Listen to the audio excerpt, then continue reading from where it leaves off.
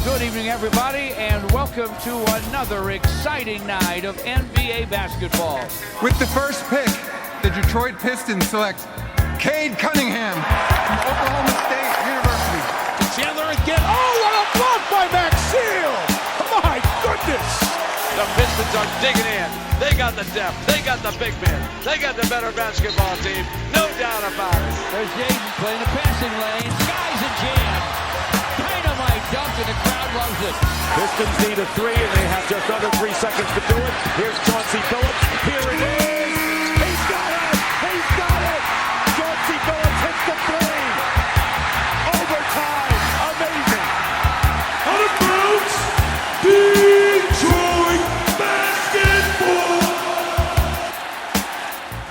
Pistons fans, welcome back to another edition of the Palace of Pistons Podcast, part of the Believe Network. I'm your host, Mike Anguilano. Joining me this week is Aaron Johnson. Aaron, how are you doing? How are you feeling after Malachi Flynn's 50-point explosion in a loss to the Hawks?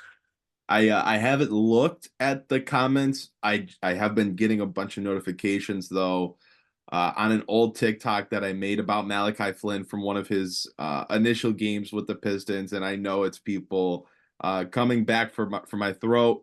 But other than that, I'm doing well. I don't care about Malachi Flynn truthers hitting me up on TikTok. But other than that, I'm doing good. Better than the Pistons seem to be doing health-wise. I mean, I talk about a team that just can't get guys to suit up for these games down the stretch here. But I am doing well, and I'm happy to be here. Yeah, fans coming to you for your Malachi Flynn take just is a barometer of how down we are as Pistons fans. That Malachi Flynn is getting on people's nerves, or the audacity to trash him. I recall Jasper saying in the chat that Malachi Flynn does nothing for me, quote unquote, does nothing for me. So you can go and attack him as well. We are going to talk about Malachi Flynn. We are going to talk about some of the other players that were starting for the Pistons in that game. And we're going to talk a little bit about the article that came out in The Athletic, not to turn this into a let's talk about reporters, but there are some interesting tidbits that were shared that we will go over really briefly. We'll get to that, and I'm sure we'll get to a little bit more as we stray off track. But I'd like to thank our sponsor for this week's episode before we move on, and that is BetOnline. And it's down to the last 4 teams. BetOnline has been your tournament bracket headquarters all March long. Now that we're almost down to the finals, we've still got a lot in store. MLB is here. The NBA and NHL playoffs are around the corner. And as always, BetOnline is your number one source for all your summer sports wagering. Head to BetOnline today to stay updated on all the action. And remember to use promo code BELIEVE, that's BLEAV, for your 50% welcome bonus on your first deposit. Again, that's a BLEAV for your 50% welcome bonus on your first deposit. When you use BetOnline. BetOnline, the game starts here. The women's Final Four is in Cleveland this year, and I work downtown. And my good buddy, who also lives downtown, was in line for coffee at a local shop called Phoenix, which is a great place. And the Iowa team was right behind him. And actually, the Iowa team is staying at a hotel just 1 block away from where I'm working. So I've been trying to walk around and see if I could spot anybody. The traffic's been a lot worse. There's a lot of big buses with police escorts moving all around downtown. It's really neat. The commute must be hell for you right now.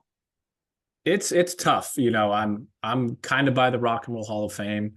And all the teams are staying in sort of the same vicinity, but it's really cool. Tickets are a little expensive, but if I had the cash, I would love to go because it's just a fun time. Having Iowa that close is really neat. They have every hotel room labeled with which team is staying there. So you have UConn in one corner and NC State in another corner, and it's pretty neat, pretty cool. We're very fortunate to have it here. The last time I was in Cleveland was 2007, and that was Candace Parker and Pat Summitt. So. You get stars back then, and you get some stars now. Nice. Yeah, I watched the Iowa LSU game the other day, like I'm sure you did as well. Really, I watched part of the UConn game after that as well. Really looking forward to Iowa and UConn. I think that's going to be a really fun game.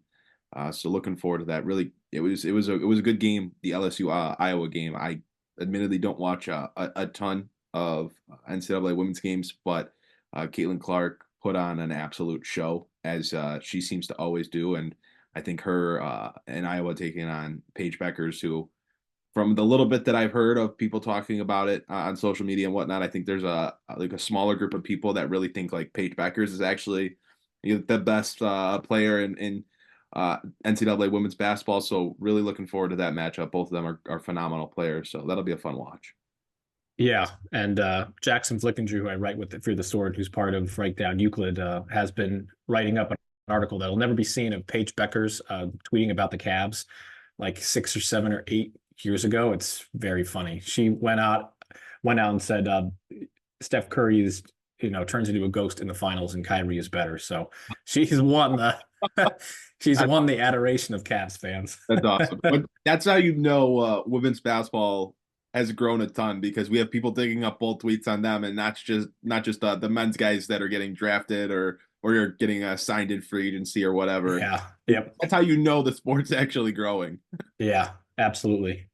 Well, enough about the women's game. We could probably do an actual decent pod about that. But we will go and talk about the Pistons instead as the season winds down. Our first topic will be about Malachi Flynn. He went for 50 points as the Pistons lost to Atlanta 121-113.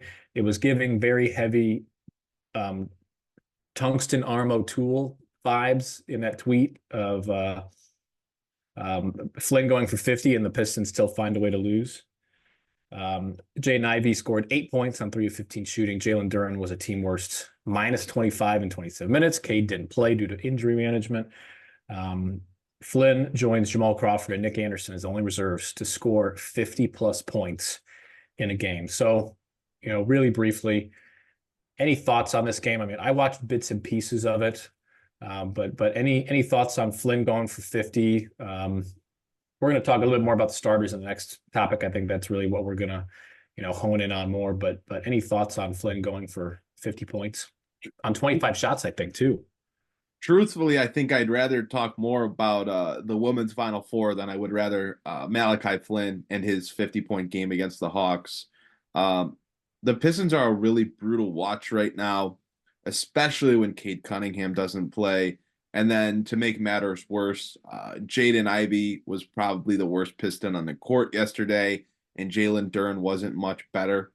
I really, to be I guess the hater that I am, I'm really not moved by Malachi Flynn's 50-point game. Doesn't really do anything for me. For the people that all of a sudden are coming out of the woodworks as massive Malachi Flynn truthers, saw some tweets yesterday and this morning about Malachi Flynn being this team's second best guard, or at worst third best guard. It's comedic. It's hilarious. A lot of guys have had 50-point games in the NBA. A lot of guys that are completely irrelevant have had 50-point games in the NBA. The Atlanta Hawks were not playing much defense whatsoever throughout the majority of that game, but really specifically in the second half, it felt like. Malachi Flynn was very much so hunting that 50-point game. And to be fair, he did play well. Like, the shots were falling, outside and in. He was getting to the basket. But that's not changing my opinion on him. He's been a fringe NBA player for his NBA career, and I don't really think that changes based off one game. A lot of guys have big-time performances at the end of an NBA season because teams are not playing as hard, not playing their best players. The team that these players are having these big performances that they're on are not playing their key guys, as the Pistons are not right now, as we've seen. So yeah, I guess I don't necessarily want to come out and talk badly about it, because that's not like my goal. But I think there was a lot of overreacting to a pretty pointless game, and like, I'm happy for Malachi. I'm sure like he's very much worked very hard and he's earned this. But some of the reactions that I'm seeing coming out of Pistons Twitter, which, to be honest, are not completely unexpected, looking at the clientele within Pistons Twitter, but they're ridiculous. And it's a shame that we can't just say, hey, That was a really good game by player X. You know, hopefully he can continue to get better or whatever. But instead, we're making massive claims like Malachi Flynn is the second best guard on the Pistons that just have really no factual basis behind them outside of getting emotional over one good game. So, yeah, that's really all my thoughts on it. Like I said, I'd much rather talk about Caitlin Clark or pretty much anything else than this. But I wouldn't maybe have been this way had the takes not gotten so out of hand over a pointless game between two non-playoff teams in April. Well, the Hawks did clinch the play-in tournament in this win. Whether you count the play-in, yes, they clinched a play-in spot right, with there's that no win. one else in the East that's even Correct. Yeah, wow. the Nets were their other competition. Atlanta, who's pretty much tanking, has clinched a play-in spot. Correct. Yeah, they're not playing Trae Young. Jalen Johnson was a monster, though, with a triple-double. Sadiq Bey, if you'll recall, 50-point game in 2022. So it just must be in that Piston blood. Brandon Jennings has a 50-point game as well.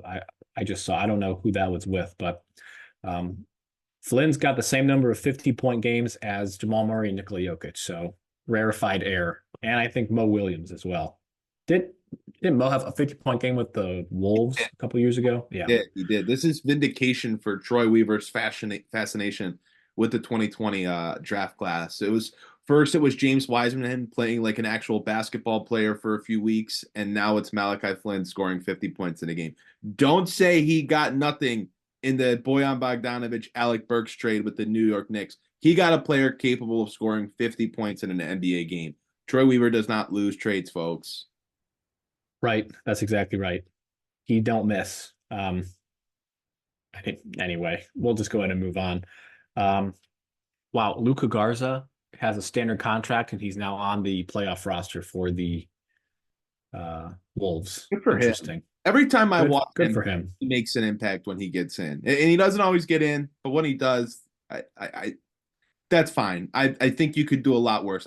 I certainly would rather watch Luka Garza play than James Wiseman and Chemezi Matu, who thinks he is Kevin Durant out there when he is unfortunately really just Chemezi Matu. We will talk about that.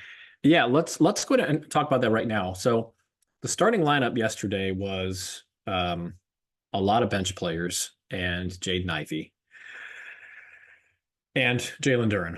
I don't want to discount the actual two starters. So of the non-core four, the core four being Cade, Ivey, Duren, and Asar Thompson, the non-core four, and I listed them out here for you in Notion. How many of them are going to be on the roster next season? And if you want, I can run through them a little bit. But some of the ones you may have forgotten about. You may have forgotten about Simone Fontecchio. You may have forgot about Stanley Amude. You may have forgot about Taj Gibson. I'm including Buddy Boeheim and Jared Rhoden in there as well. You talked about Metu and Wiseman, Evan Fournier, who was a delightful 0 for 5 yesterday. Marcus Sasser. We're not counting him in the core four, but he's a guy that probably is going to be on the roster next year. So how many of the non-core four guys do you think are going to be on the roster next year? Well, look, I think you can rattle off at least 6 or 7 of these guys that have no business being on the team next year. Start with the boy Malachi Flynn that everyone loves. We'll start with him. Okay. Jalen Noel, who just signed a 10-day contract, not going to be here. Troy Brown Jr., not going to be here. We'll see on Chemezi Matu. We'll see on James Wiseman. Personally, I don't think either of them should be here. Well, Fournier. What about should with Wiseman? Just real fast, because that's going to be not a controversial one, but the Pistons invested 4 draft picks essentially in him, essentially Sadiq Bey in him. Are they indebted to keep him just to make amends? Now, this front office has shown the willingness to, try to make something out of very little by giving Isaiah Stewart that contract. Remember, one of the reasons they signed him was to quote unquote salvage that draft class. Do you think that they would sign Wiseman to a low, obviously not going to pick up an option or anything like that, but sign him just to save face a little bit for that trade? Or Would they just cut bait? I've said this on a few occasions now, and I do still think it's the case. I don't think James Wiseman should be on the team next year. However, I do think the Pistons will bring him back. I do think they will re-sign him because the way that they've spoken about him, they have a very, very clear affinity and belief in him. Whether they're right or wrong, it's up to, that's subjective, whatever. I think he will be back. I personally would not bring him back. He had a nice little stretch there in, what was it, beginning of March or whatever, where for a week or two, Correct, yeah. like a real NBA player, and there were like some signs of legitimate growth. And since then, it's kind of just reverted back to, yes, he'll get a nice block every once in a while, but other than that, really doesn't do anything for me. And when you're talking about financial commitments to guys, James Wiseman's contract right now is $12 million. If you're talking about picking up his option and paying him double digit millions annually, that's an absolute no for me. If you're bringing him back on a much, much, much smaller deal, and as the third center, you're bringing in another center behind Duren, that would be at least more acceptable to me.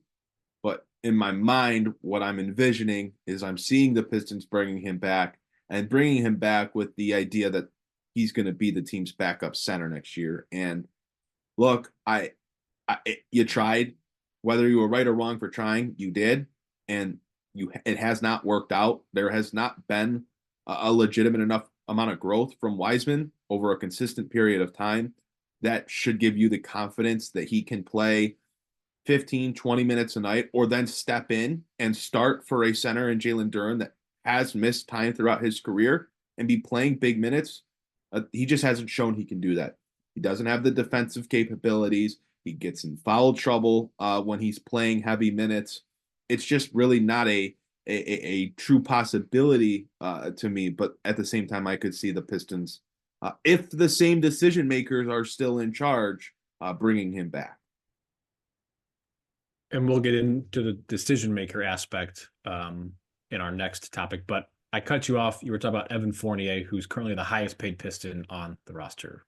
Evan Fournier. Well, let's just say I'm relishing the moment this season ends, because I have a very, very, I do have faith in the Pistons that they will not be bringing back Evan Fournier, who, for all of the complaining, for all of the bitching and moaning that he did in New York with Tom Thibodeau and not being given the opportunity to play in his rotation, he has done so poorly with Detroit that he has vindicated Tom Thibodeau 3 times over. Evan Fournier should not touch a basketball for the Detroit Pistons again, to be quite fair. Sometimes your career just comes to the finish line, and I think that's really the case with Fournier, who, by the way, torched the Pistons with Orlando for years. For years, he was a Piston killer. Now he is still a Piston killer, but he's on the team, so it's an even worse problem. That's kind of my thoughts on Fournier. Yeah, like I said, there's probably, of these, however many guys, it's 8 to 10 guys that we're talking about here. The only guys that I think should be back with the team are Simone Fontecchio, Marcus Sasser. You're bringing back Quentin Grimes, at least in my opinion. I know there was some words in James Edwards' piece that maybe showed some speculation in Grimes coming back. Maybe he's moved in a deal if you're improving the roster somehow. But if that's not the case, if we're just talking about bringing guys back that are talented, that have a pathway to minutes or being a part of this team, Quentin Grimes should be back as long as he's healthy and able to be an NBA player. And then Isaiah Stewart. Those are the 4 guys that I think of this group of non-core guys on the roster should be back. Should be back. Others that I could be talked into, look, I'm swooned by Taj Gibson. I'll admit it. You're talking about a veteran in the locker room that has had a positive impact on this team, despite only playing like 6 minutes with them this season. I would bring back Taj Gibson as my 15th guy if it came down to it. The other guy that I would be okay with giving a roster spot to is Tosani Iwoma. I genuinely like the way that he plays. You know, he tries hard on defense. He tries hard rebounding, and he doesn't hijack on offense when he gets the ball. He very much tries to play within, the team's offense, whatever it is. He can shoot a little bit. He can finish around the rim a little bit, but he's not some high usage player, and he doesn't need to be. It's not going to be his role in the NBA anytime soon.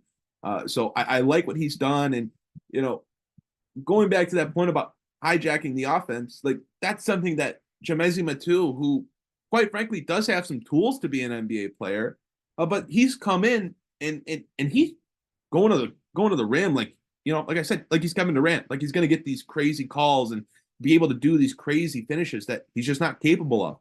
He launches from beyond the arc like he's Kevin Durant, and he's just not that type of player. Like if he would just play within a defined role, he might look more like an NBA player. And when a guy takes the shots that he does, and obviously he has the opportunity here in Detroit, like he is going to have some nights where he gets you 15 points, but there's also going to be those nights where he's 2 of 8, 2 of 9 from the field. And you're like, why the hell is this guy on the court? Why is this guy on the court shooting this much?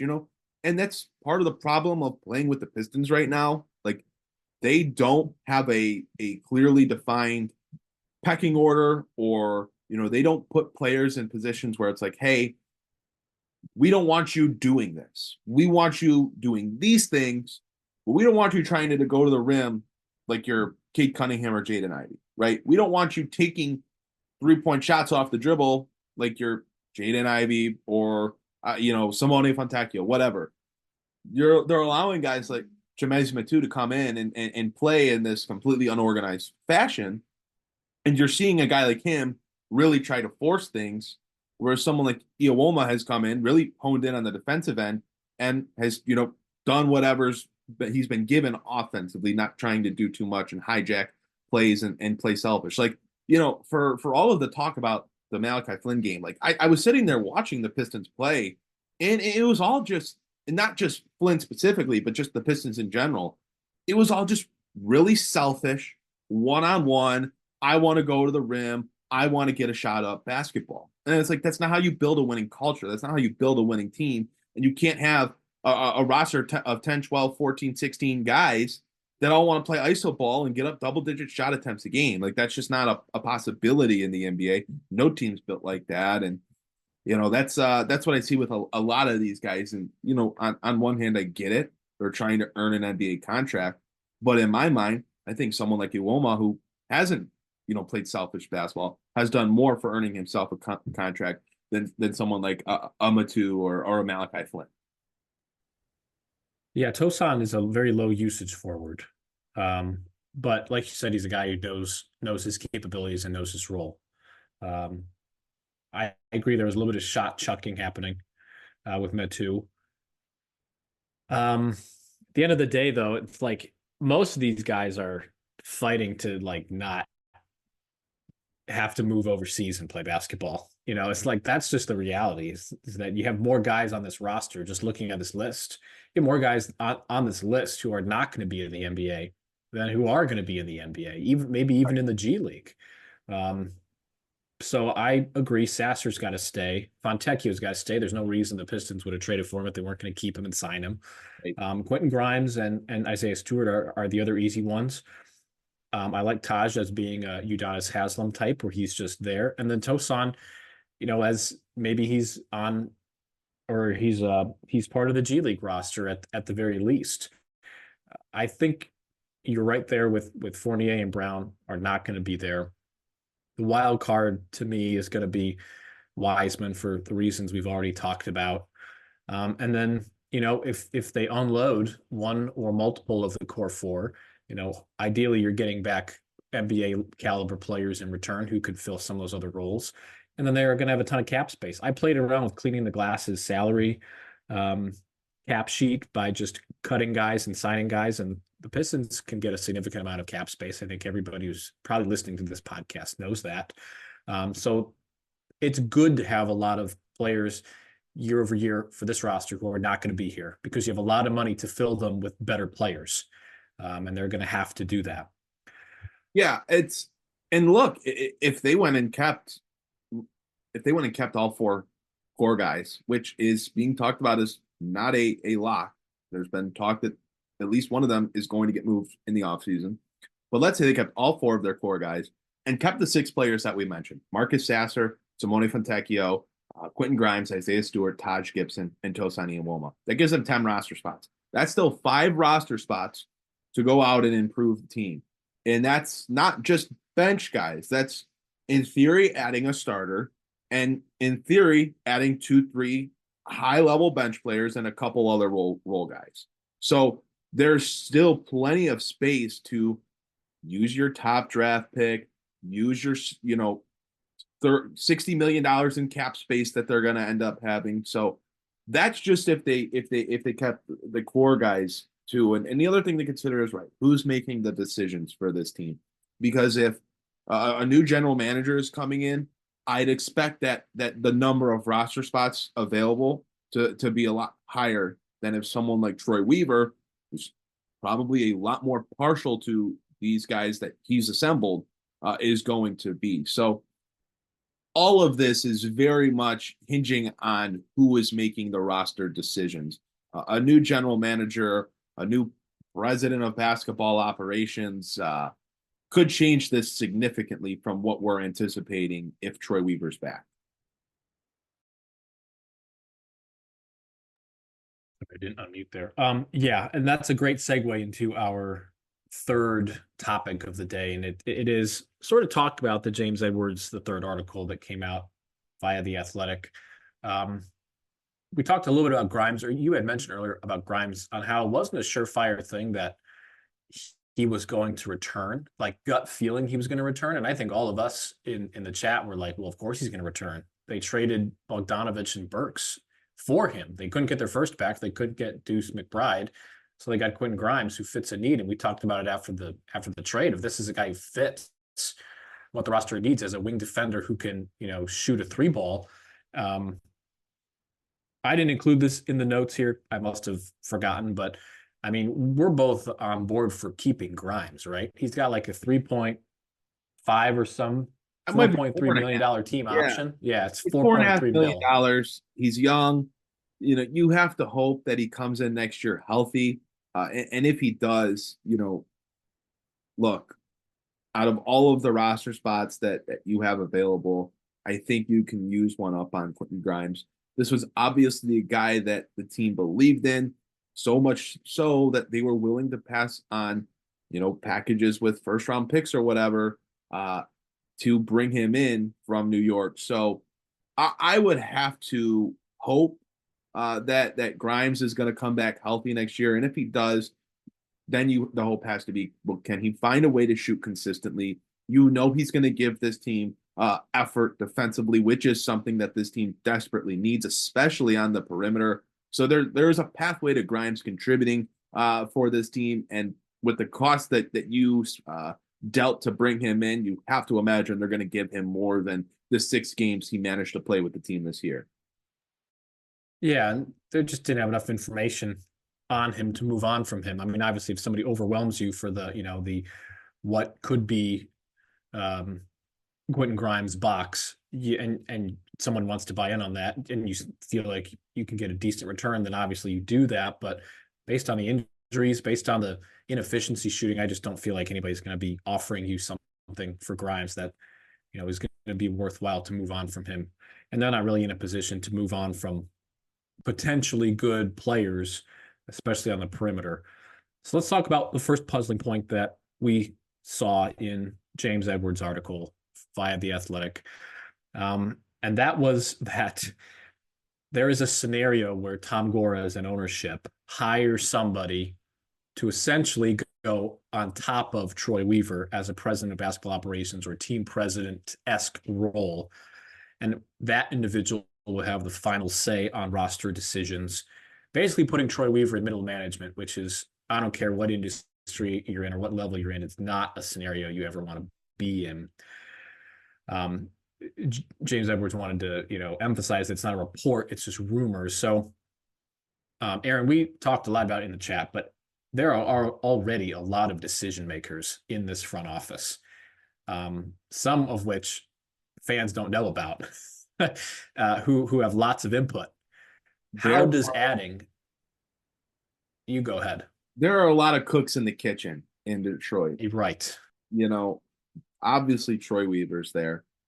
Arn Tellem's power is not unnoted in that organization. What about the former coach that they brought into their front office last year in Dwayne Casey? What about the team's assistant general managers under Troy Weaver?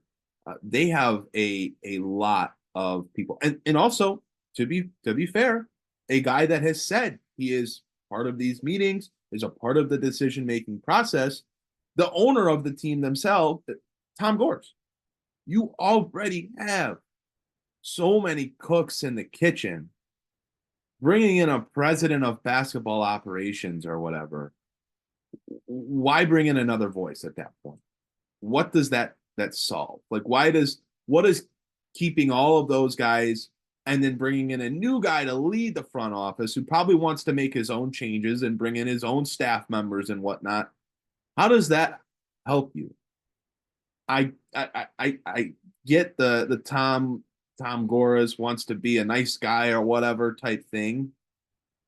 You employed Troy Weaver for 4 years and extended him.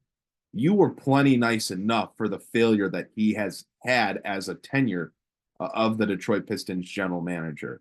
It's time to rip the Band-Aid off. It's time to say thank you for your service. We've won a combined 60 games under you in 4 years. We're moving on. That's not me. Troy Weaver got paid millions of dollars for 4 years to put up back-to-back record-breaking bad seasons for the franchise. You don't need to be nice in that sense. You already were nice when you gave Dwayne Casey a front office role. Are they going to be nice again and give Monty Williams a front office role?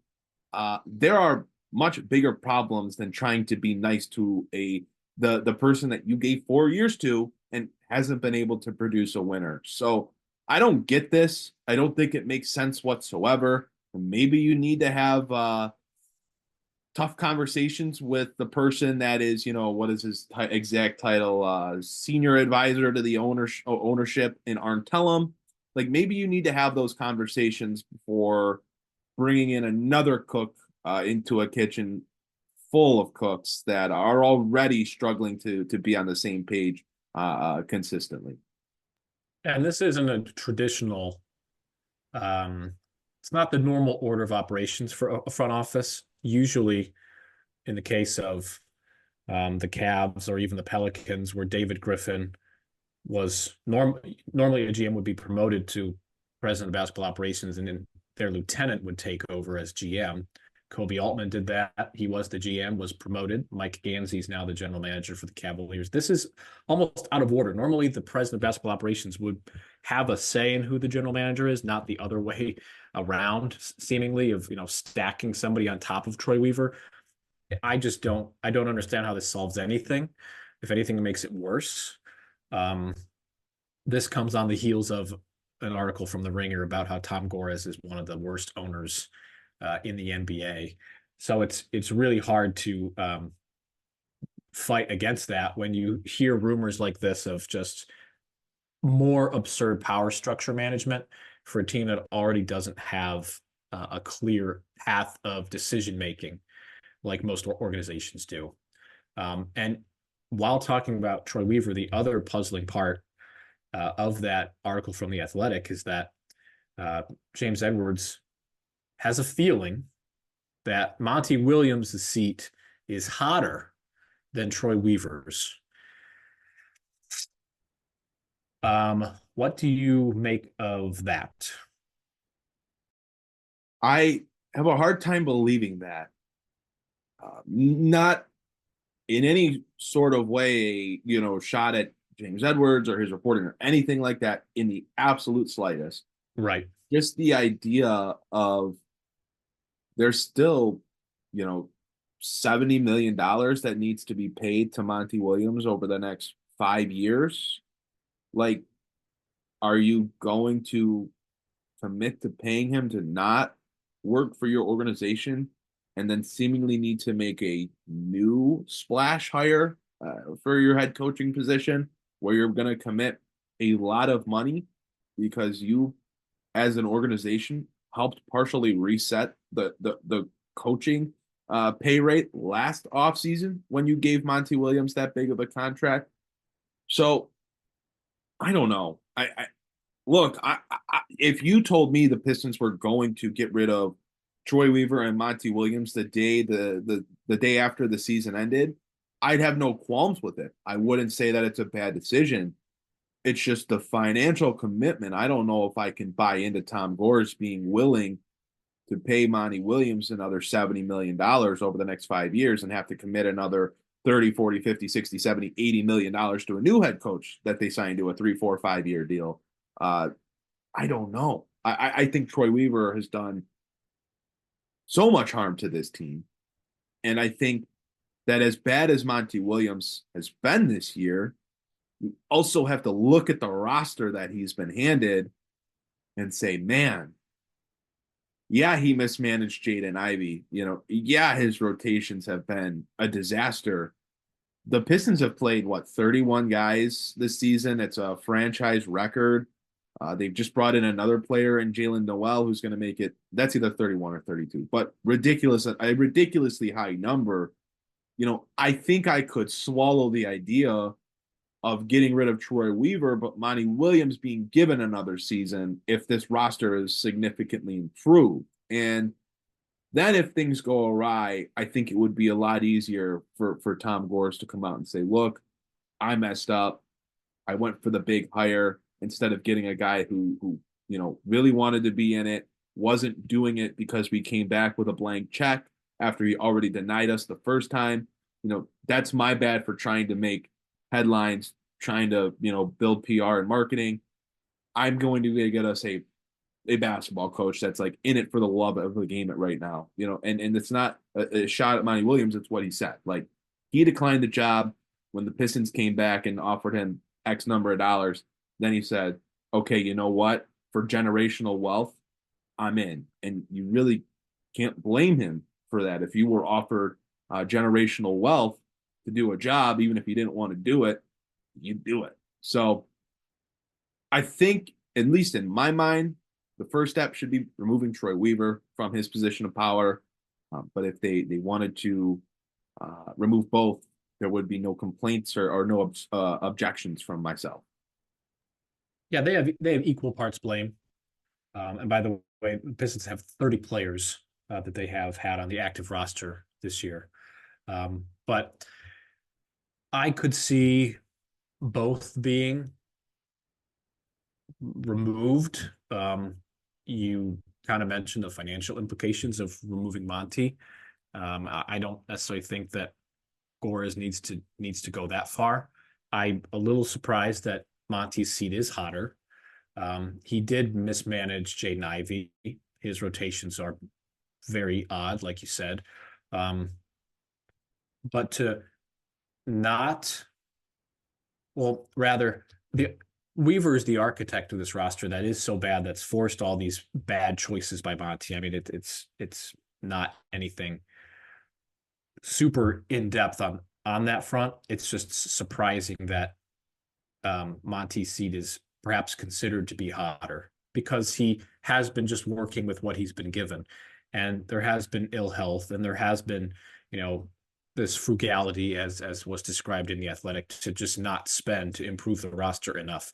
We talked about in the summer, not, offering something up to Cam Johnson, not, trying a little bit harder for some of those pieces. But I would rather get rid of Weaver than Monty. I think you put a good GM in place that, has a better idea of how to structure this roster, and Monty might all of a sudden be a much better coach with some better rotations. I mean, he's throwing out just blanks out there trying to figure out what's going to stick.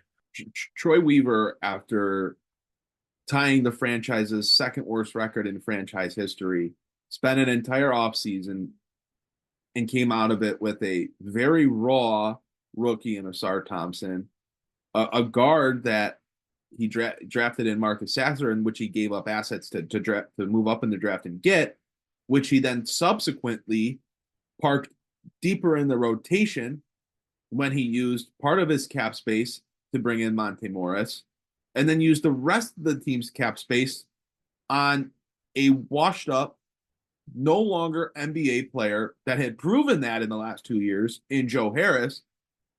And that was his offseason. His offseason was a disaster.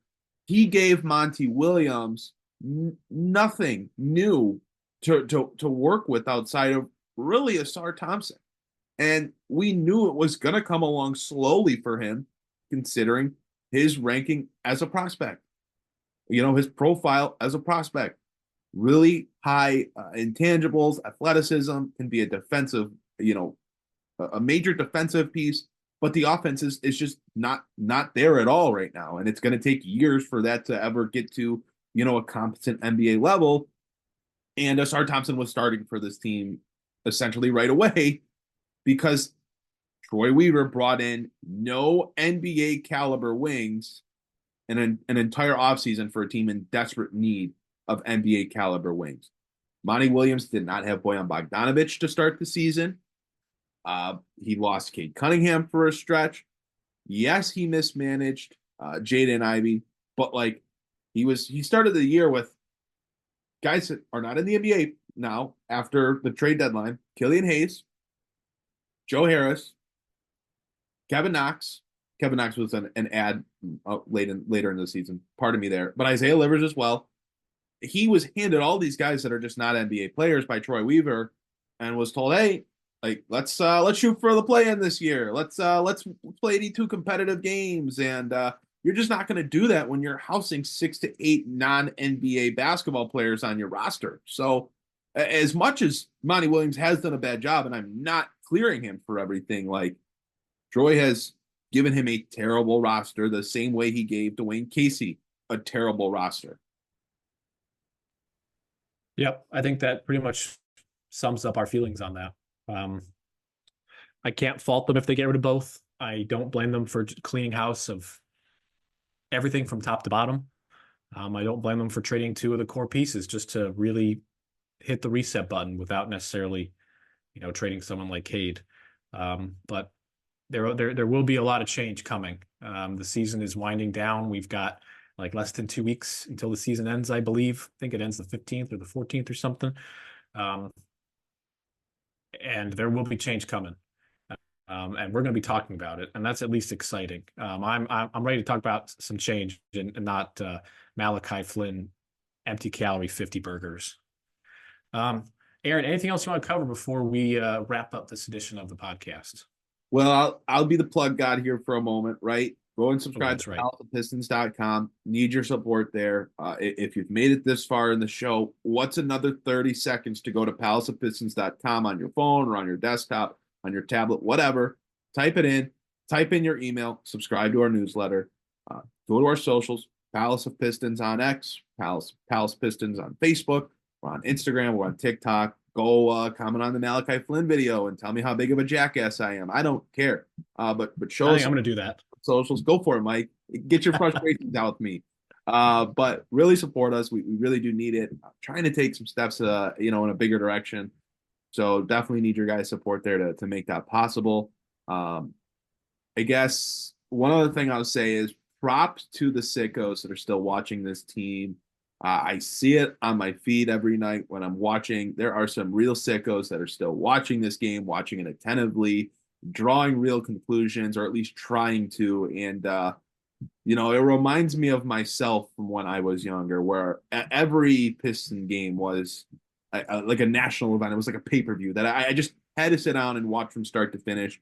I've gotten to the point this year, especially in these last few weeks, where it's just not doable for me some nights. And so props to the people that are out there watching on a nightly basis. You guys are some real sickos. And those are the same people who should be subscribing to the newsletter for sure. And sticking with us as the season winds down and some supposed big changes are on the horizon. And we hope that you'll be joining us as we cover that and more. It'll be draft night before we know it. It'll be free agency, and those are some of the most fun times of the NBA season. But we're going to wrap up this edition of the pod just as the Pistons are wrapping up their season.